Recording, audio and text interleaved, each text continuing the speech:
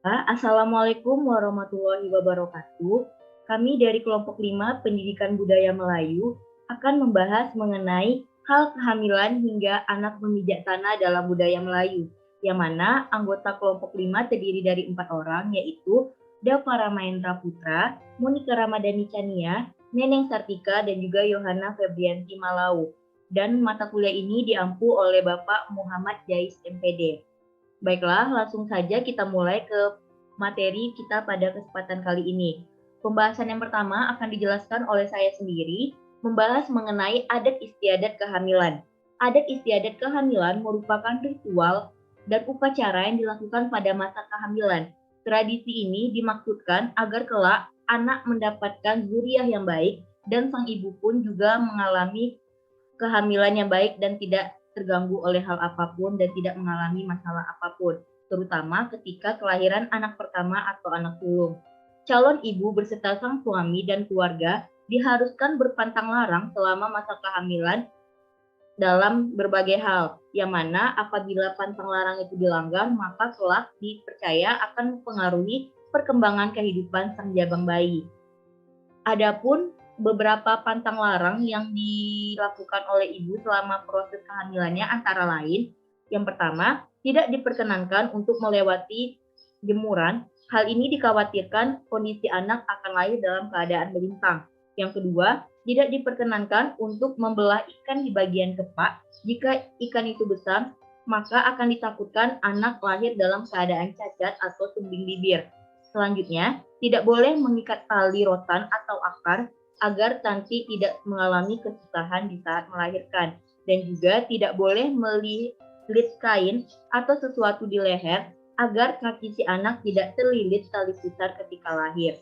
Adapun beberapa pantang larang untuk sang ayah selama proses kehamilan antara lain, tidak boleh melakukan pekerjaan yang jarang dilakukan seperti berburu, memancing, dan lain sebagainya, kecuali apabila pekerjaan itu memang sudah pekerjaan dia sehari-hari.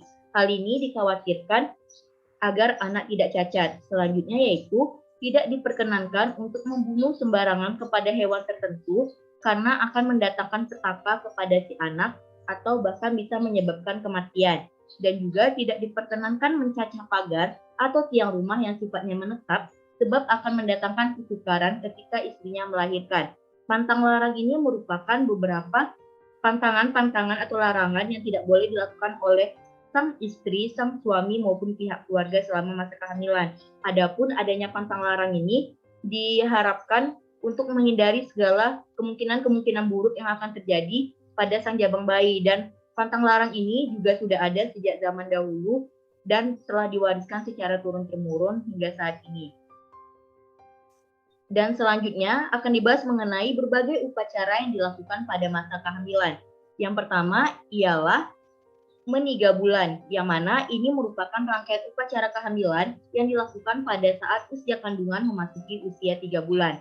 Yang kedua, menempah bidan, yaitu persiapan yang digunakan untuk membantu kelahiran kelak, di mana menempah bidan ini biasanya dilakukan sebelum memasuki usia kandungan 7 bulan. Yang ketiga ialah menuju bulan, yang mana menuju bulan ini adalah suatu upacara yang dimaksudkan untuk mendatangkan bidan dan melihat apakah kehamilan itu sudah memasuki usia 7 bulan atau belum. Dan yang terakhir yaitu melenggang perut, merupakan acara kehamilan yang dilakukan pada bulan ke-7 untuk perempuan yang sedang mengandung, terutama yang mengandung anak pertama. Dan pembahasan selanjutnya yaitu mengenai tujuan upacara meniga bulan, yang mana tujuan upacara meniga bulan ini yaitu untuk memohon kepada Allah Subhanahu wa Ta'ala agar bayi dalam kandungan selalu sehat dan diberi keselamatan, serta calon ibu pun diberitahukan kepada semua keluarga agar semua keluarga pun turut menjaga kehamilan tersebut secara bersama-sama. Adapun hal-hal yang harus dipersiapkan dalam acara meniga bulan yaitu dukun dan mempersiapkan air bersih serta tempat tidur dan perlengkapannya. Apabila semua keperluan itu telah siap, maka dukun beranak pun dipanggil dan sejumlah keluarga diundang. Sebelum mengadakan acara 3 bulan, biasanya pihak keluarga laki-laki akan mendatangi rumah pihak keluarga perempuan dan membawa beberapa barang, yang mana setelah dibawa beberapa barang tersebut, pihak keluarga perempuan akan menerimanya dan akan terjadi suatu musyawarah untuk menentukan kapan tepatnya 3 bulan itu dilakukan dan di mana letaknya akan dilakukan. Adapun lambang-lambang yang terkandung dalam unsur upacara tersebut ialah yang pertama itu ada pisang, yang mana pisang menggambarkan budi pekerti yang baik dan diharapkan kelak sang anak akan menjadi seseorang yang baik dan manis dan disukai oleh banyak orang layaknya pisang tersebut. Selanjutnya yaitu beras yang merupakan wujud syukur terhadap Tuhan Yang Maha Esa atas diberikannya rahmat yang sangat luar biasa yaitu sang jabang bayi. Yang ketiga ialah mayang pinang, yang mana mayang pinang diibaratkan sebagai cermin yang dapat menunjukkan keadaan urat-urat dan anak yang terdapat dalam perut wanita yang sedang hamil. Yang terakhir yaitu pasu yang merupakan tempat air yang dapat menghindarkan dari gangguan roh halus dan setan, terutama dari gangguan hantu air. Baiklah, mungkin hanya sekian yang dapat saya sampaikan. Untuk penjelasan selanjutnya akan dijelaskan oleh rekan saya, yaitu Dava. Kepada Dava, kami persilakan. Terima kasih, Monika. Selanjutnya saya akan menjelaskan tentang menempah bidan. Menempah bidan dilakukan oleh suami atau orang tua pihak perempuan. Menempah bidan ini dianggap sangat penting karena berhubungan dengan keselamatan dan kesehatan sang bayi dan calon ibu. Bidan yang ditempah itu biasanya 2 orang, yaitu bidan atas dan bagian bawah. Tujuan yang terkandung dalam upacara menempah bidan ialah untuk membuat ikatan dengan bidan yang akan membantu secara penuh proses melahirkan. Dilaksanakannya upacara menempah bidan menyeratkan secara tegas keinginan pihak keluarga yang benar-benar mengharapkan bisa dan untuk merawat dan membantu melahirkan. Dengan adanya upacara ini, sambil dan akan memperlihatkan keikhlasan hatinya untuk merawat sang calon ibu sejak dari mulai hamil sampai melahirkan.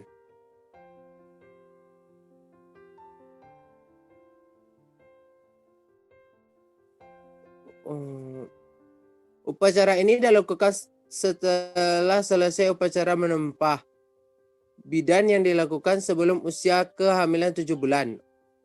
Upacara dalam menuju bulan ini adalah lenggang perut. Maksud upacara ini adalah suatu adat yang dijadikan kepada seorang istri yang telah genap 7 bulan atau 7 bulan pertama masa kehamilan.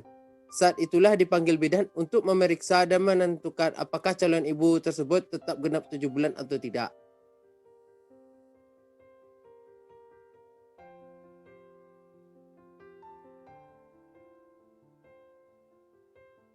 Tujuan upacara melenggang perut agar perempuan yang mengandung tersebut tidak mengalami kesulitan ketika melahirkan anaknya nanti. Upacara melenggang perut biasanya dilakukan selepas waktu zuhur, yaitu ketika matahari condong ke barat. Peralatan untuk upacara melenggang perut yaitu minyak kelapa atau minyak urut, tepung sirih yang lengkap isinya, sebiji kelapa dan pengeras RM ringgit 1,25.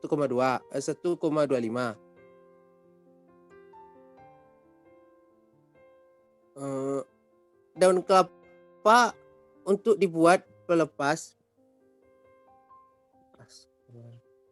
Daun kelapa untuk dibuat pelepas tepung tawar untuk direnjes sebagai tolak bala.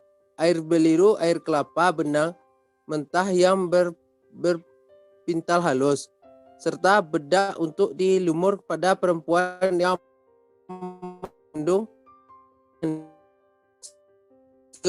atau nasi semangat, ayam goreng atau ketupat, gulai otak lembu atau kambing, dan telur semangat yang ditusuk pada nasi kunyit. Sekian dari saya kembalikan ke moderator. Terima kasih.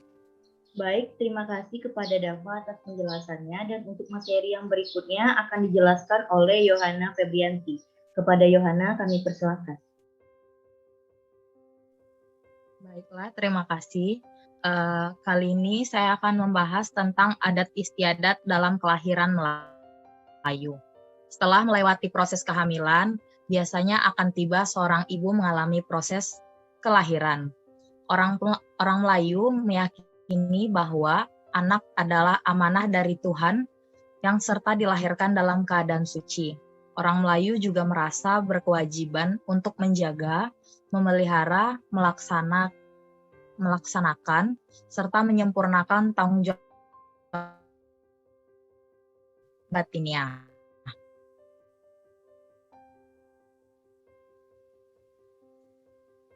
Ada beberapa tradisi pada adat istiadat kelahiran.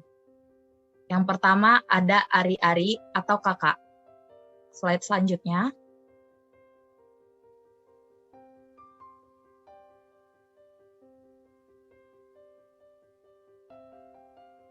Ari-ari atau juga yang disebut dengan kakak ini harus ditanam atau dikuburkan dengan syarat-syarat tertentu.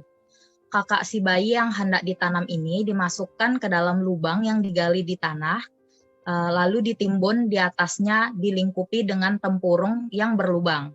Kemudian dimasukkanlah sepotong bambu yang konon sebagai ron di atas tanah diberikan 2 batang lilin yang menyala atau lampu cangkok yang dengan maksud untuk mengusir atau mencegah hantu setan. Slide selanjutnya.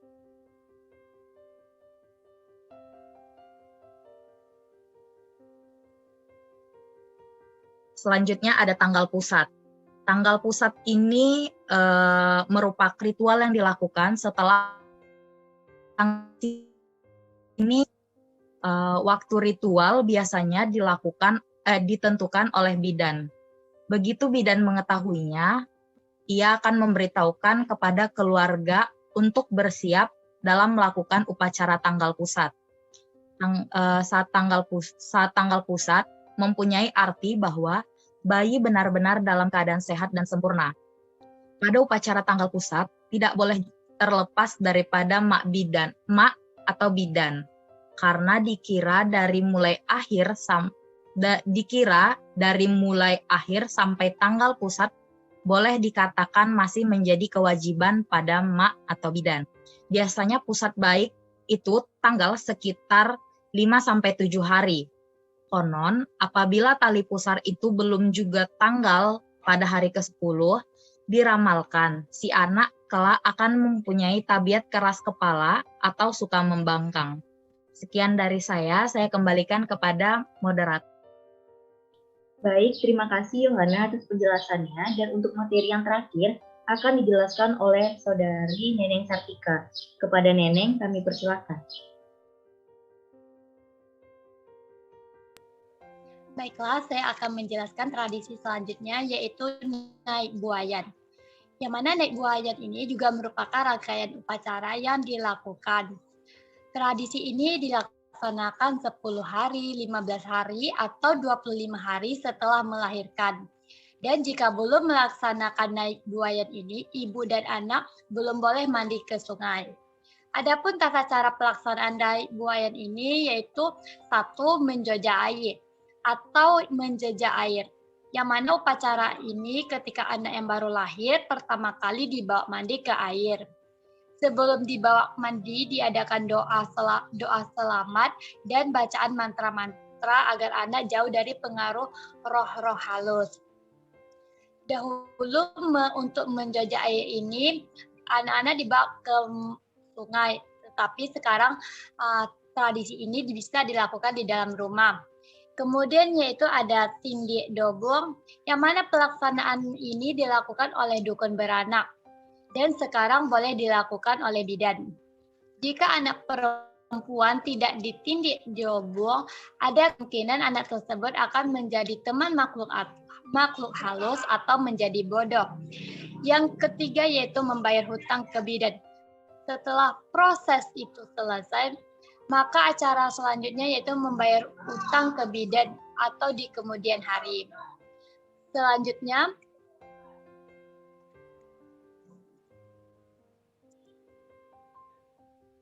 yaitu ada pijak tanah, yang mana ialah bayi yang baru lahir dan kaki ibunya akan meminjak tanah pada hari yang ke-45. Selepas bersalin, upacara ini disebut juga adat turun tanam. yang mana bahan yang disediakan untuk upacara ini adalah beras kunyit, berti, tepung tawar, 2 biji kelapa, seekor ayam, sebiji telur ayam, sirih pinang, 7 biji ketupat, sebuah timba ubi yang dijadikan 5 serta jantung pisang. Selanjutnya,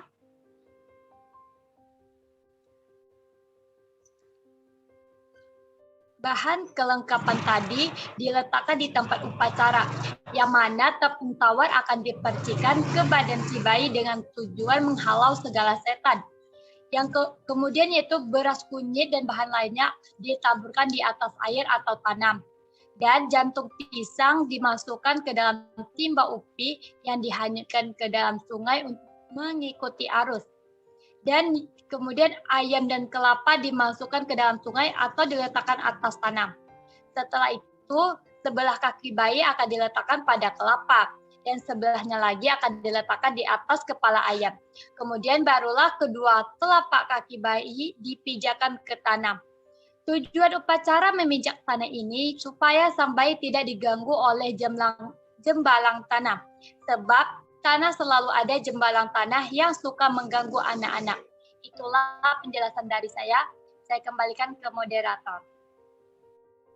Baik, terima kasih kepada Neneng atas penjelasannya, dan dengan berakhirnya penjelasan dari Neneng tadi, maka berakhirlah pembahasan kami mengenai hal-hal yang berhubungan dengan kehamilan sampai anak itu lahir dan memijak tanah. Maka dapat disimpulkan bahwa di dalam tradisi budaya Melayu terdapat beberapa hal mengenai rangkaian-rangkaian acara ketika kehamilan, kelahiran, hingga anak itu memijak tanah. Dan setiap dari proses-proses atau tradisi yang dilalui itu mempunyai makna dan tujuannya tersendiri, yang mana secara garis besar adanya proses kehamilan hingga kelahiran ini dilakukan untuk melindungi sang cabang bayi dan juga sang ibu, serta agar acara kelahiran dari sang bayi itu adalah berjalan lancar dan agar sang anak tersebut tidak diganggu dan tidak diganggu oleh roh-roh lain, baik dari roh air, roh tanah, dan sebagainya.